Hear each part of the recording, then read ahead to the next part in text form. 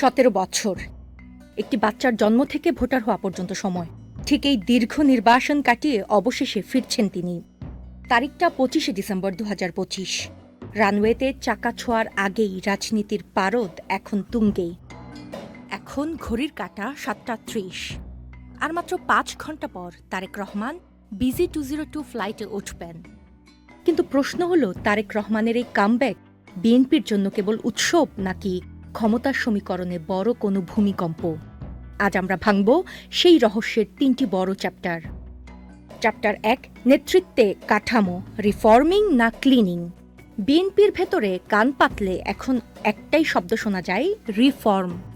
তারেক রহমান কিন্তু পুরনো স্টাইলের রাজনীতিতে বিশ্বাসী নন। তিনি চান টেক-স্যাভি বা ডিজিটাল বিএনপি। গত কয়েক মাসে তার নির্দেশে কয়েক হাজার কর্মীকে বহিষ্কার করা হয়েছে। কেন? কারণ তিনি স্পষ্ট বার্তা দিতে চান, ফ্যাসিবাদ থেকে মুক্ত হওয়া মানেই দখলবাজির লাইসেন্স নয়। তারেক রহমান এবার দলের ভেতর মেরিটোক্রেসি বা মেধাভিত্তিক রাজনীতি আনছেন।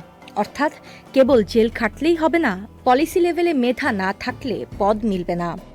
এটা দলের সিনিয়র নেতাদের জন্য যতটা ভয়ের, তরুণদের জন্য ততটাই আশার। চ্যাপ্টার 2, খালেদা তারেক দল কার হাতে রিমোট?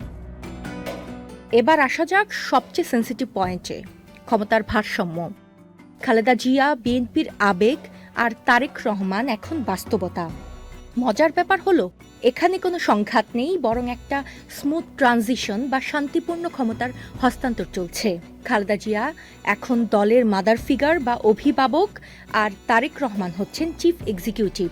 তিনি এবার নির্বাচনে লড়ছেন বগুড়া থেকে, আর মা লড়ছেন 3টি আসন থেকে। অর্থাৎ ইমোশন আর অ্যাকশন দুটোই এক সুতোয় গাঁথার চেষ্টা চলছে। চ্যাপ্টার 3, মাঠের রাজনীতি ও নির্বাচনী সুনামি। 25শে ডিসেম্বর তারেক রহমানের ফেরার দিনে যে জনসমুদ্রের প্রস্তুতি নেওয়া হয়েছে, তা বাংলাদেশের ইতিহাসে আগে কখনো দেখা যায়নি। কেন এই শো অফ? সহজ উত্তর, 2025-এ আসন্ন নির্বাচন। তারেক রহমানের ফিরে আসা মানেই ঝিমিয়ে পড়া তৃণমূলের মধ্যে বিদ্যুৎ ছড়িয়ে দেয়া। তিনি জানেন, আওয়ামী লীগ পরবর্তী জামানায় মানুষের প্রত্যাশা আকাশচুম্বী। তারেক রহমানের হাতে আছে 31 দফা সংস্কারের প্রেসক্রিপশন। তিনি শুধু ভোট চাইছেন না, বলছেন রাষ্ট্র মেরামতের কথা। তবে চ্যালেঞ্জ একটাই, মাঠের কর্মীদের উচ্ছ্বাস যেন সহিংসতায় রূপ না দেয়। কারণ একটি ভুল পদক্ষেপ ধুলোয় মিশিয়ে দিতে পারে বছরের পর বছর করা পরিশ্রম। তারেক রহমানের আগমন কেবল এক নেতার স্বদেশ প্রত্যাবর্তন নয়, এটি বিএনপির জন্য একটি মেক অর ব্রেক মোমেন্ট। তিনি কি পারবেন তার ইমেজ থেকে পুরনো বদনাম মুছে ফেলে নিজেকে একজন স্টেটম্যান হিসেবে প্রতিষ্ঠিত করতে? নাকি রাজনীতির গোলক ধাঁধায় আবারও আটকে যাবে পথ? সময় কথা বলবে। তবে আপাতত 25শে ডিসেম্বর, অর্থাৎ আগামীকালের দিকে তাকিয়ে গোটা Bangladesh.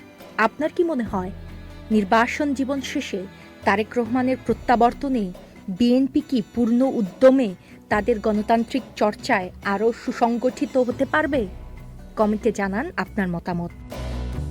UK Asha, channel I.